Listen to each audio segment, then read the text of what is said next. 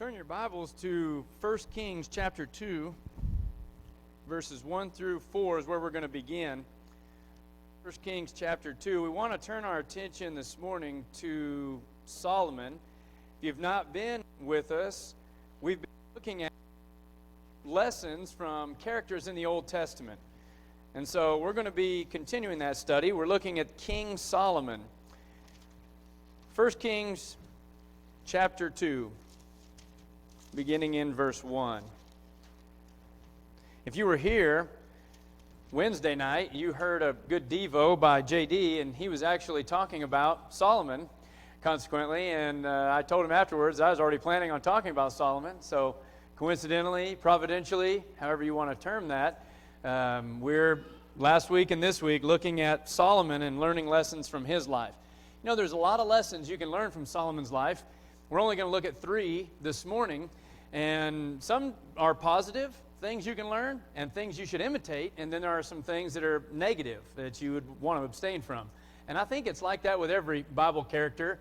Some have less negative and some less positive, but anytime you're studying the Bible, you are getting God's approval on certain things and then God's displeasure on other things, and whenever you see that, that's easy to say, okay, here's some things I don't want to imitate. This didn't make God happy, and this brought about punishment or something. And here's something that God was very pleased with. And just by the way, it's always good to hear babies whenever we're having service. Just so you know, it's just that's a good sound. So don't ever. We got one here, we got another one back here. So it's just good to see babies in the assembly. But so there's lessons we can learn. Let's begin by reading here, 1 Kings chapter 2, verses 1 through 4. It says here, as David's time to die drew near, he charged Solomon his son, saying, I am going the way of all the earth. Be strong, therefore, and show yourself a man. Keep the charge of the Lord your God, to walk in his ways, to keep his statutes, his commandments, his ordinances, and his testimonies, according to what is written in the law of Moses, that you may succeed in all that you do and wherever you turn, so that the Lord may carry out his promise, which he spoke concerning me, saying, if your sons are careful of their way to walk before me in truth with all their heart and with all their soul, you shall not lack a man on the throne of Israel. Solomon's getting ready to become king, and David is telling him that you need to keep the Lord's commandments, his statutes, his laws, his ways, his testimonies, and if you do, boy, God's going to continue to bless this kingdom through you and your descendants, just as he's promised me that he would do. Drop down to verse 10. Then David slept with his fathers and was buried in the city of David. The days that David reigned over Israel were 40 years. 7 years he reigned in Hebron, and 33 years he reigned in Jerusalem. And Solomon sat on the throne of David his father, and his kingdom was firmly established. So Solomon, remember, was the third king over Israel. When the kingdom was established, they were, during the period of judges, they were being led and ruled by judges that God gave them. And you remember that rhythmic, cyclical cycle. They would get involved in apostasy and sin, and then their enemies would begin to reign over them and oppress them. And then they would cry out to God, Lord, help us. We're being oppressed. And then God would bring in a judge, and the judge would help relieve them of that oppression, and then they would be prosperous again, and things would be good again. And what would happen when the prospering and the good times came? Well, they would begin to slowly fade back into apostasy. And this went around and around over like 350 years, and then they decided they wanted a king because they wanted to be like the nations around them, remember? And so God said, okay, that's not my will for you, but I'll give you a king. So he gave them a king. He gave them King Saul, who represented their fleshly desires and their fleshly thinking. And so Saul was a man who, fleshly speaking, was big. I mean, he was like head and shoulders above everybody else. If you were looking for a physical king, I mean, he was big, tall, and handsome, right? Exactly what you would hope to have with the king. But the problem was his heart wasn't given to God.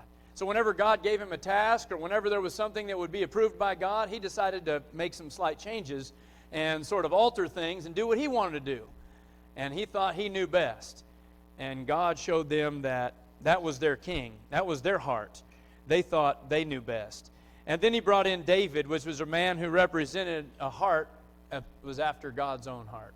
He was the one who followed God, all except for the time when he committed sin with Bathsheba and hid that sin. And then Solomon comes in, and he reigns for 40 years before the kingdom splits. You may remember one of the greatest of all the accomplishments that Solomon established was something that was promised to David in 1 Chronicles chapter 22. Remember what God said to David. 1 Chronicles chapter 22, beginning in verse 6, says, "Then he called for his son Solomon." So David calls Solomon, and he charged him to build a house for the Lord God of Israel.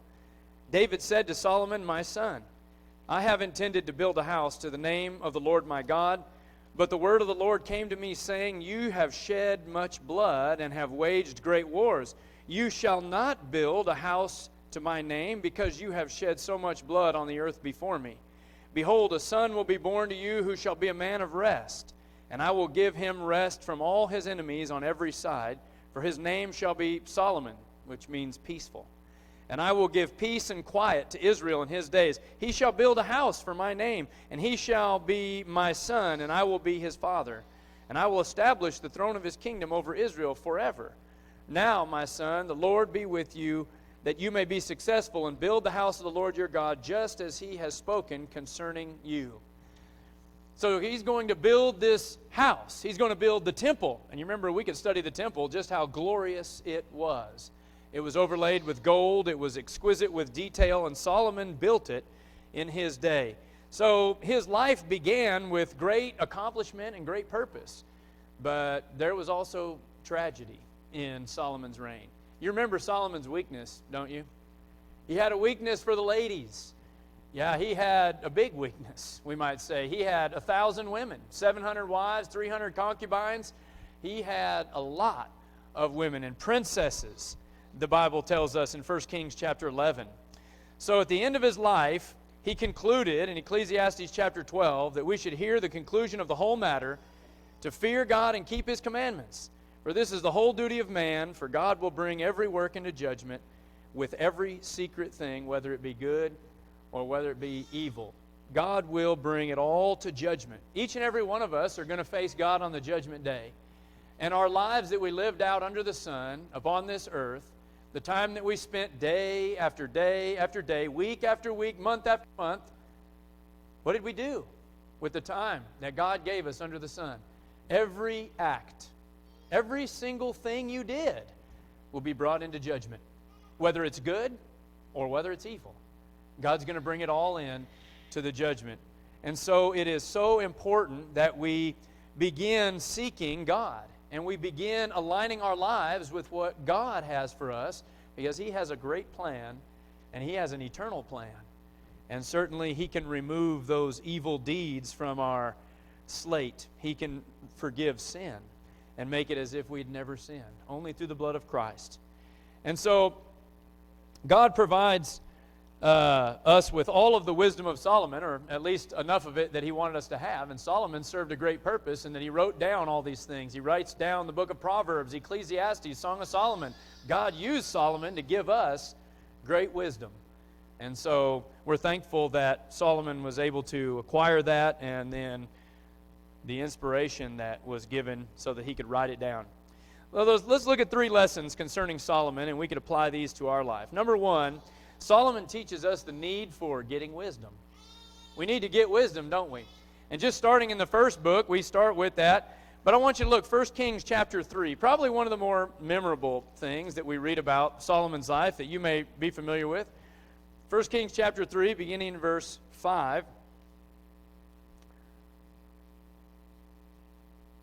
In Gibeon, the Lord appeared to Solomon in a dream at night, and God said, "Ask what you wish me to give you." Can you imagine God coming to you and saying, "Ask me whatever you want"? You know, people have made movies off that. You know, rub a lamp and you just ask whatever you want. It's kind of the idea here. He just says, "Ask whatever you wish." What do you want, Solomon? Then Solomon said, "You have shown great loving kindness to your servant David, my father, according as he walked before you in truth and righteousness and uprightness of heart toward you." He was very familiar with how his father had lived, no doubt. "And you have reserved for him this great loving kindness, that you have given him a son to sit on his throne as it is this day." He knows that he's on the throne, not because of how great he is, but because of what God promised to David. He knows that. He says, "Now, O Lord my God, you have made your servant king in place of my father David, yet I am but a little child. I do not know how to go out or come in. Your servant is in the midst of your people, which you have chosen, a great people, which are too many to be numbered or counted. So give your servant an understanding heart to judge your people, to discern between good and evil. For who is able to judge this great people of yours?" It was pleasing in the sight of the Lord that Solomon had asked this thing. So God is pleased that he wants wisdom. Think God would be pleased if we wanted wisdom? God said to him, "Because you have asked this thing and have not asked for yourself long life, or have asked riches for yourself, or have asked for the life of your enemies, but you've asked for yourself discernment, to understand justice." Notice this. "Behold, I've done according to your words. Behold, I have given you a wise and discerning heart, so that there has been no one like you before you, nor shall one like you arise after you. I've also given you what you've not asked, both riches and honor, so there will not be any among the kings like you all your days. If you walk in my ways, keeping my statutes and commandments, as your father David walked, then I will prolong your days." And then Solomon awoke, and behold, it was a dream.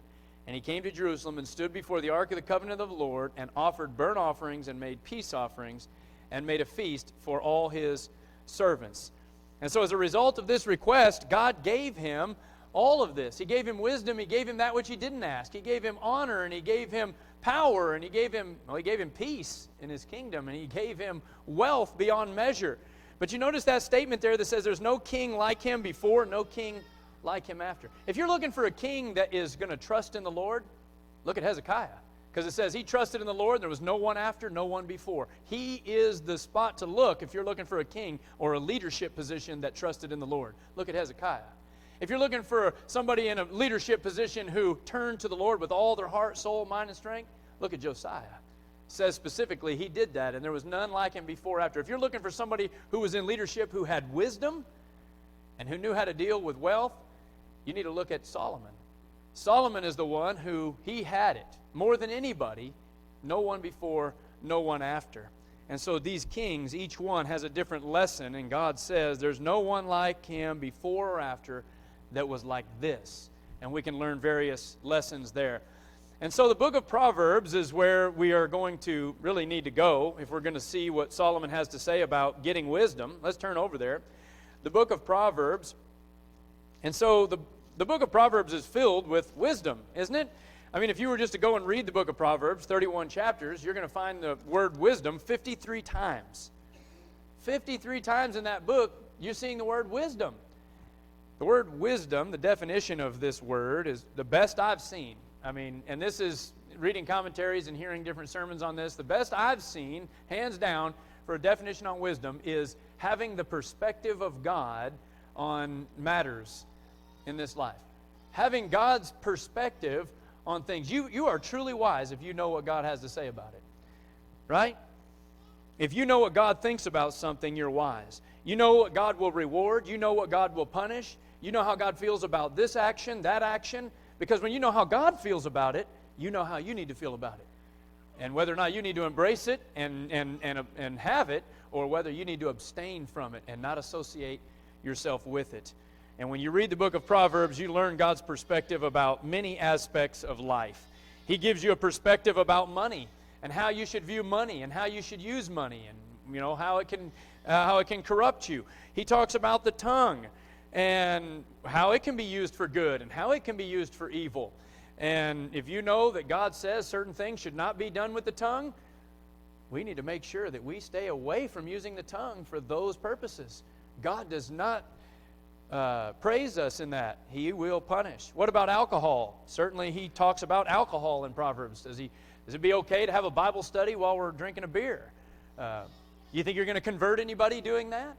Maybe if I have a glass of wine sitting there while we're studying Proverbs until we get to chapter 22, right? Don't even look at it while it sparkles in the cup. Then you have a problem. The purpose of the book of Proverbs is to give us wisdom regarding various aspects of our life. Look at chapter 1. We're just going to walk through a few passages here.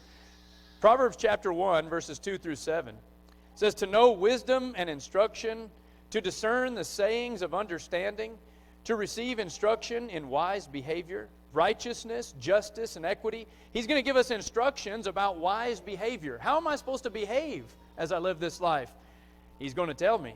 To give prudence to the naive, to the youth, knowledge and discretion. A wise man will hear and increase in learning, and a man of understanding will acquire wise counsel. To understand a proverb and a figure, the words of the wise and their riddles, the fear of the Lord is the beginning of knowledge. Fools despise wisdom and instruction. Now, I was so impressed just listening to Frank's prayer this morning. How excited he is to hear the Word. He was excited that he was here for Bible class and got to hear the Word, and he says he couldn't wait to hear more of the Word. And that should be our attitude if we're wise. Wise individuals desire to hear more of that perspective of God. Fools are not interested in hearing the perspective of God. They want to hear less of it. They're not interested. There's a Bible class, you have more of an opportunity to gain the perspective of God. And wise folks will be interested in hearing all the more. Well, he goes on to emphasize the importance of accepting wisdom. Right? You got to pay attention. Look at verse 20. Wisdom is personified here. Wisdom shouts in the street. She lifts her voice in the square. Verse 22, how long, O naive ones, will you love being simple-minded, and scoffers delight themselves in scoffing, and fools hate knowledge? They're not interested in learning God's perspective. Verse 23, turn to my reproof. If you'll turn and listen, he says, behold, I'll pour out my Spirit on you. When you have God's mind, God's perspective, you're able to have His Spirit. His mind. It's no longer you who live, but now He's living in you. I'll make my words known to you. Because I called and you refused, I stretched out my hand. No one paid attention. You neglected all my counsel. You did not want my reproof. I will also laugh at your calamity and mock you when dread comes. When dread comes like a storm and your calamity comes like a whirlwind, when distress and anguish come upon you, then they will call on me, but I will not answer. They will seek me. Notice this. They're going to seek me diligently after they have spurned my reproof, after they have decided they didn't want my knowledge, but they're not going to find me because they hated knowledge and did not choose the fear of the Lord. In other words, there's a time given where they could have chose to fear the Lord. They could have chose to hear the word of the Lord, but then there's a time coming when it's very destructive. And they're going to wish they would have chose that. They're going to be wanting to seek God diligently. It's like that parable where the door was shut, the 10 virgins, and they come knocking on the door, open up to us, let us in. And he says, I never knew you. Where were they when they were supposed to be preparing and they were supposed to be seeking that wise counsel and they were supposed to be preparing that extra oil in those flasks? They weren't interested. And then the time comes when he says, now I will not hear what you have to say. We have a period of time while we live on this earth to seek God and to hear His Word. And if we fail to take advantage of that opportunity, we are not wise, but we are foolish. And so he goes on in chapter 3. Look at verse 13. He says, how blessed is the man who finds wisdom and the man who gains understanding. You want to know who really is blessed? Who's the happiest one? It's the one who's finding God's perspective. Ultimately, you're finding out what God has to say about these things. Wisdom, how valuable is wisdom? I mean, if you could say, here's wisdom, how valuable is it? Well, look at verse 14. Wisdom's profit. Her profit is better than the profit of silver, her gain better than fine gold. She's more precious than jewels, and nothing you desire compares with her. Long life is in her right hand, in her left hand are riches and honor.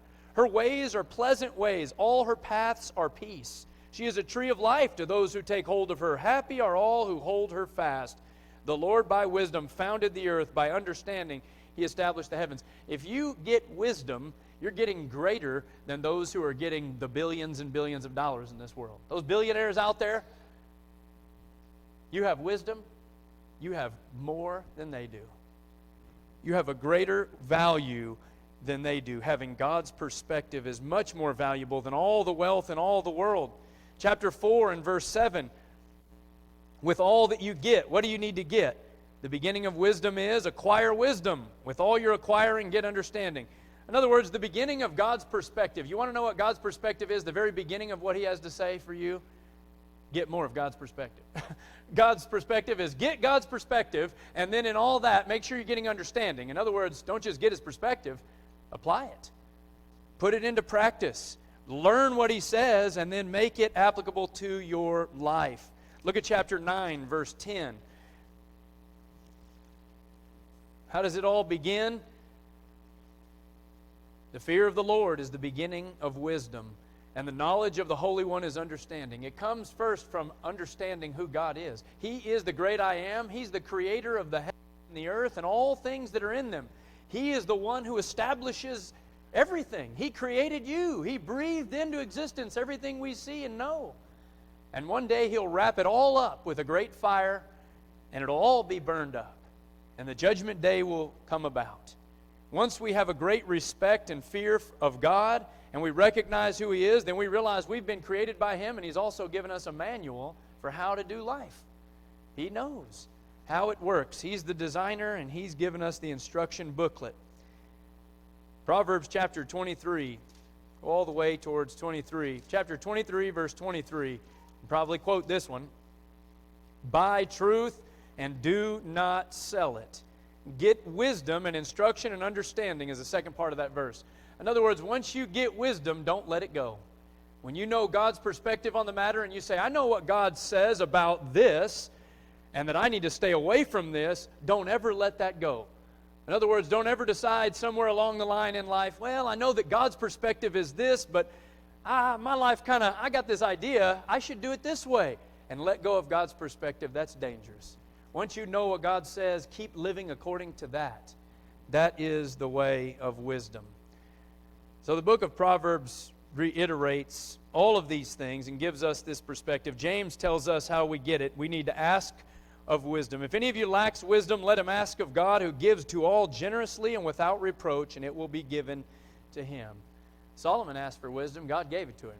We ask for wisdom, God will give it. He says He gives without reproach. He's not going to say, why haven't you been here sooner asking me for wisdom?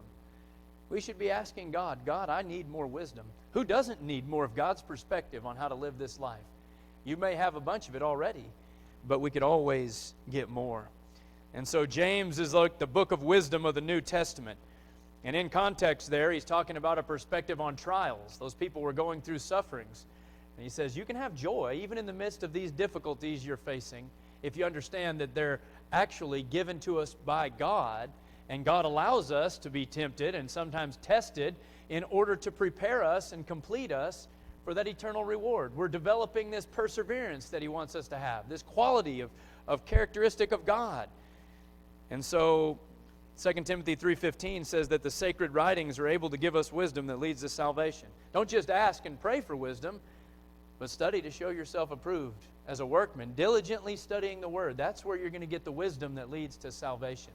Pray about it and study. And when you truly get the wisdom that James says comes from above, not the wisdom from the earth, it's going to bear fruit in your life. There's going to be all kinds of good fruits. And you can read about that in James chapter 3, 13 through 18. So number one, Solomon teaches us to get wisdom. Number two, Solomon teaches us that earthly possessions can't satisfy. Remember what he said? I've given you wisdom, but I've also given you even more. He gave him wealth. He gave him honor and power. Solomon had it all. When you think about having it all, you can see a picture of his wealth in 1 Kings chapter 10, verses 10 through 25. He goes in and he talks about all that he had. In fact, he made silver so plentiful in the kingdom that it was like stones.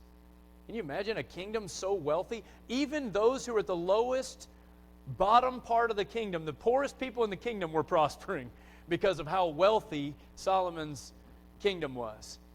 Nobody was doing without. Everybody had plenty. There was more than enough to go around. You get to see a picture of his power in 1 Kings chapter 10 and verse 26. Look at that. 1 Kings chapter 10 and verse 26. Just how powerful was he? When you measure your power then with horses and chariots, this is quite a statement. 1 Kings chapter 10, 26. Solomon gathered chariots and horsemen, and he had 1,400 chariots and 12,000 horsemen. And he stationed them in the chariot cities with the king in Jerusalem. And in the Gulf of Aqaba, he had a whole fleet, a navy fleet of ships that he had there. He had power.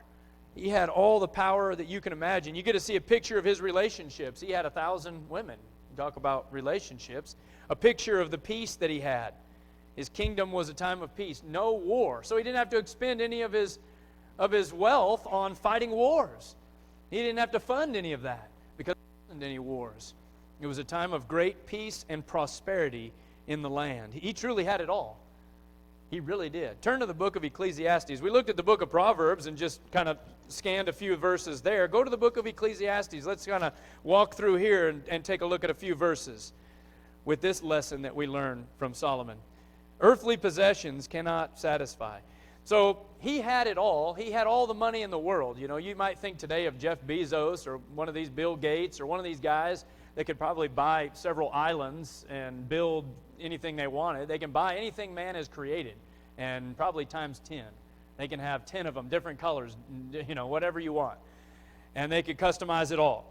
That's the way Solomon had it. He had it all. He could do whatever he wanted. And what did he say after he had enjoyed a life of all that stuff? And he did. He enjoyed it all. Look at Ecclesiastes chapter 1, verse 2.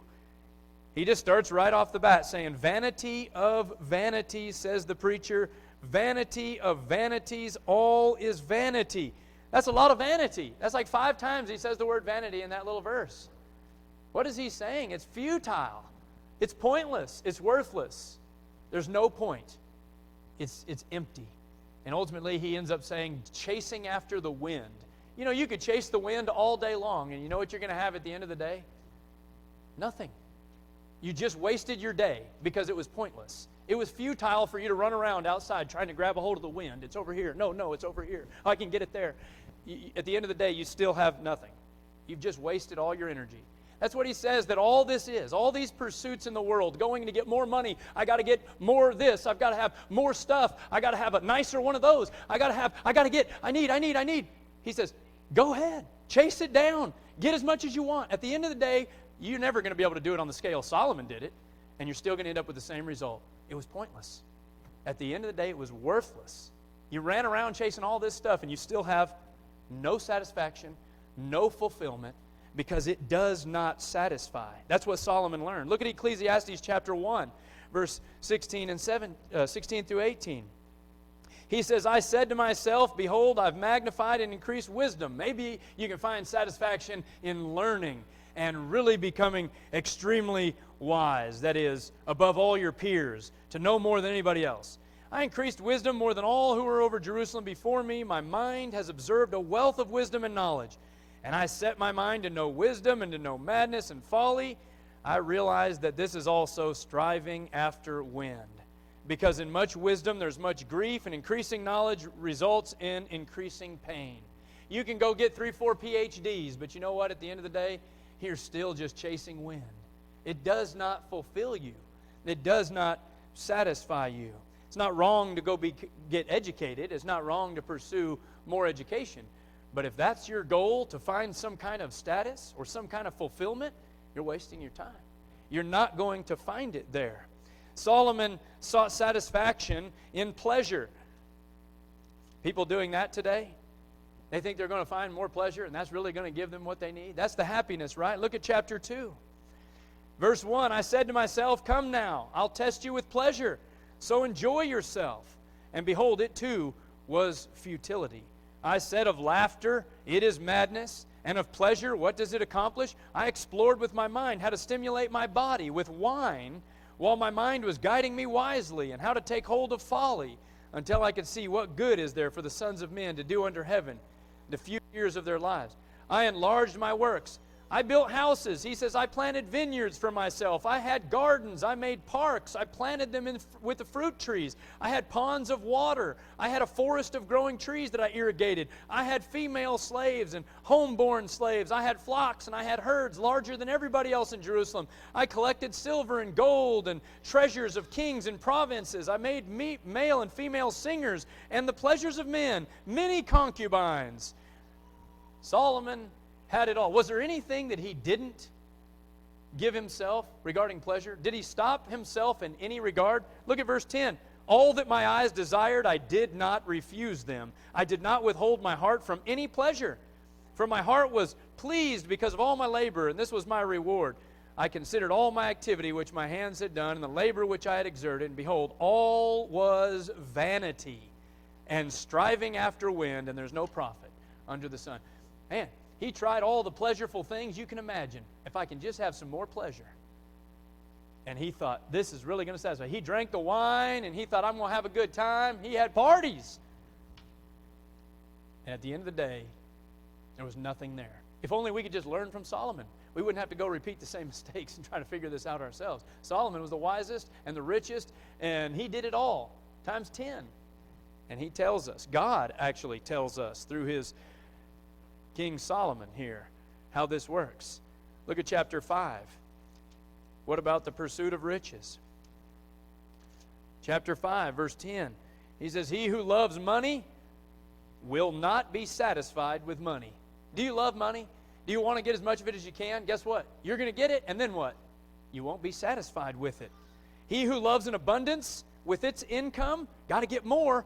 This too is vanity. It won't satisfy you. You might think those guys who are rich, they've got it all. According to today's ideology, for people who are rich or happy, man, Solomon, you'd think, would have been the happiest man there ever was. But he wasn't.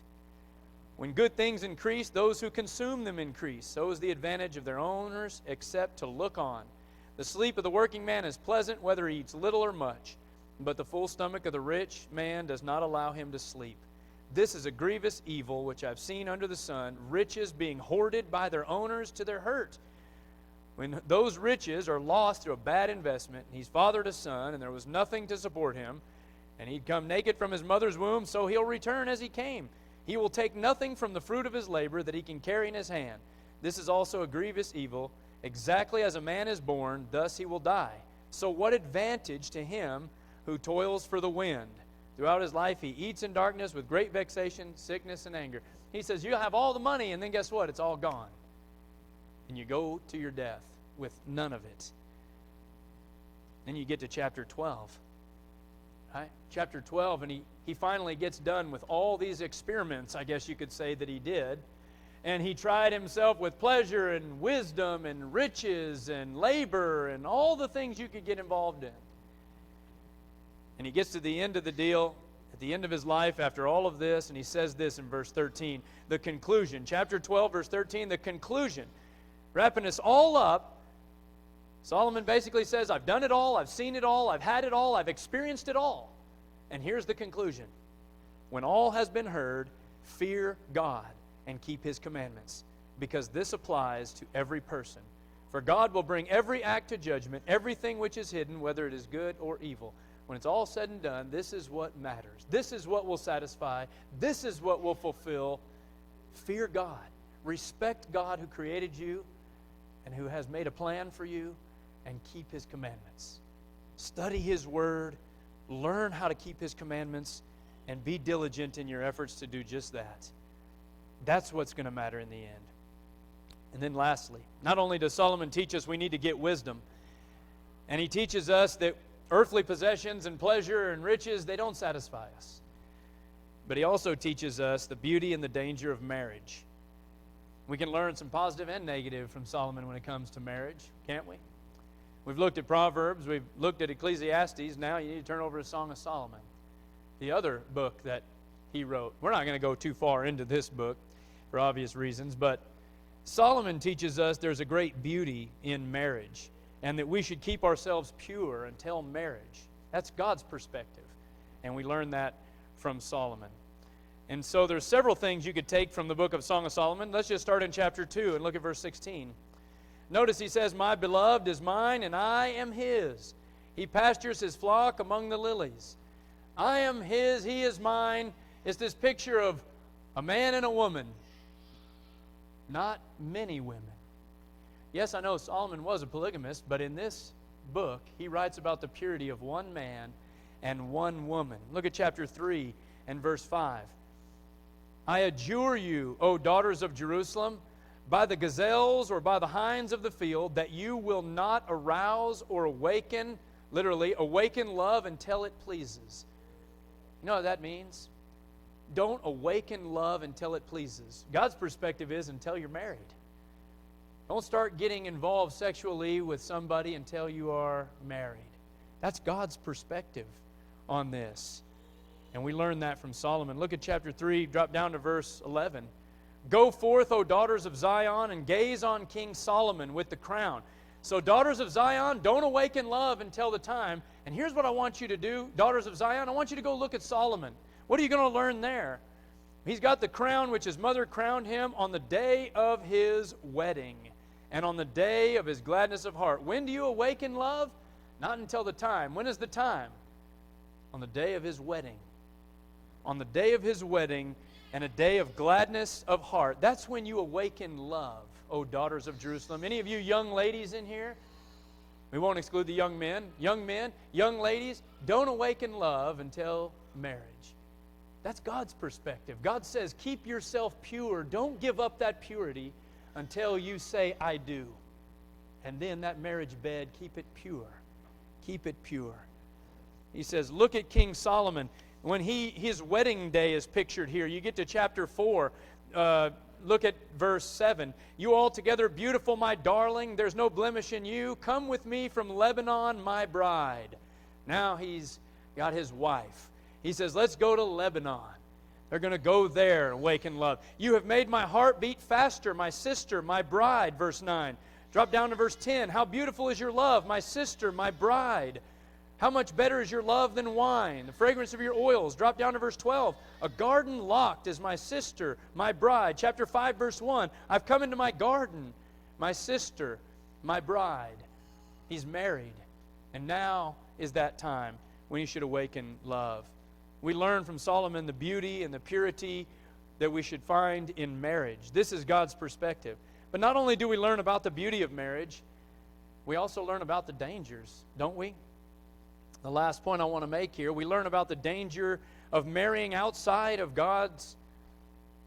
what God authorizes, ultimately. 1 Kings chapter 11, you remember what he said Solomon did? Look at this. 1 Kings chapter 11.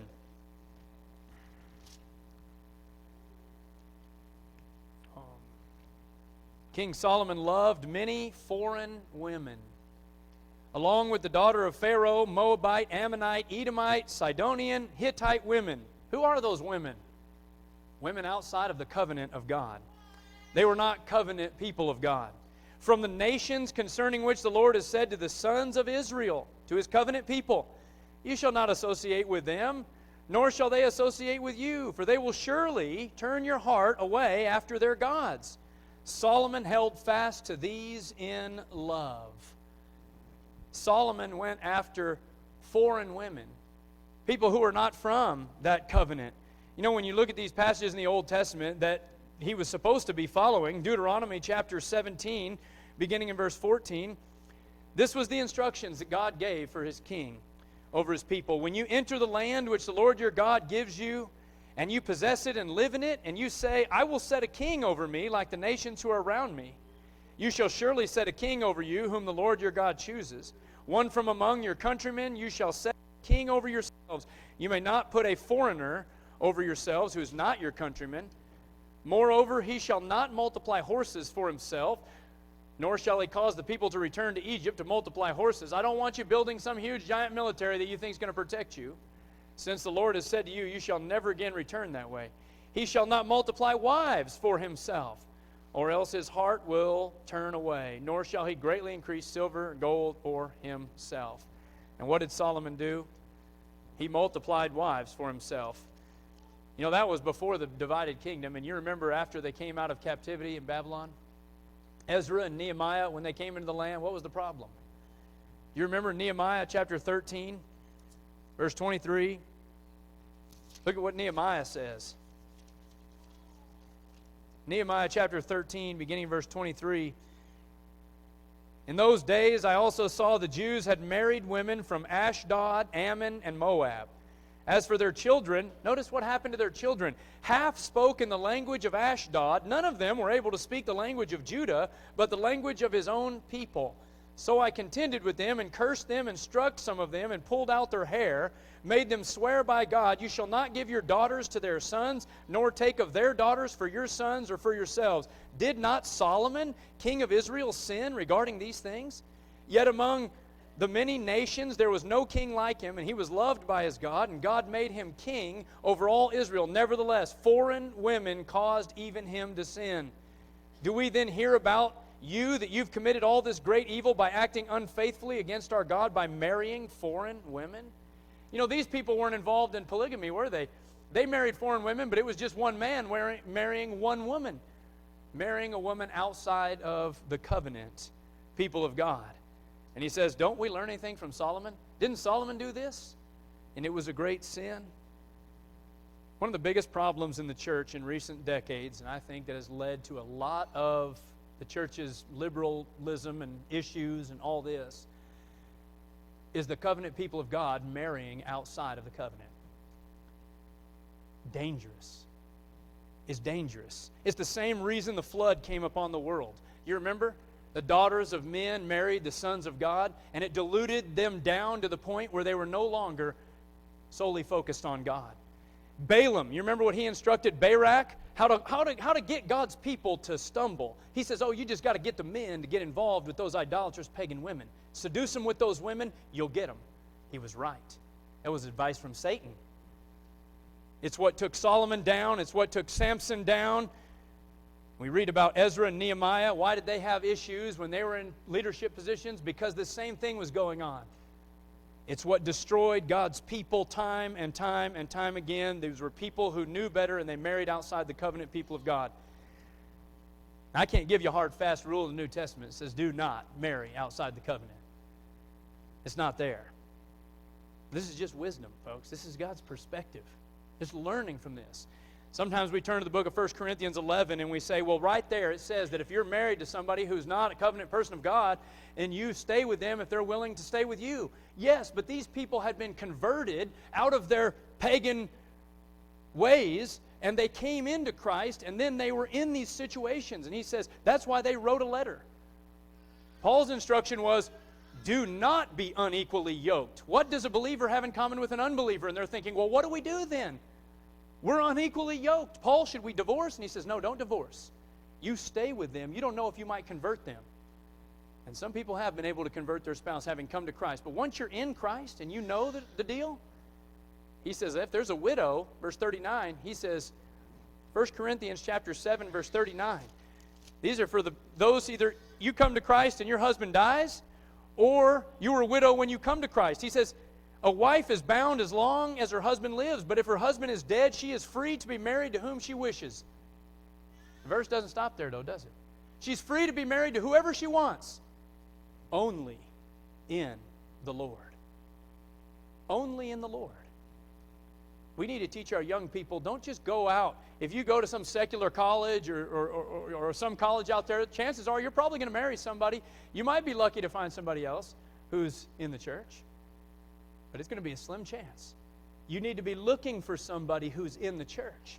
Marry somebody who's in the church, because what happened when they married? It says half their children, they didn't even speak, half of them didn't even speak the language.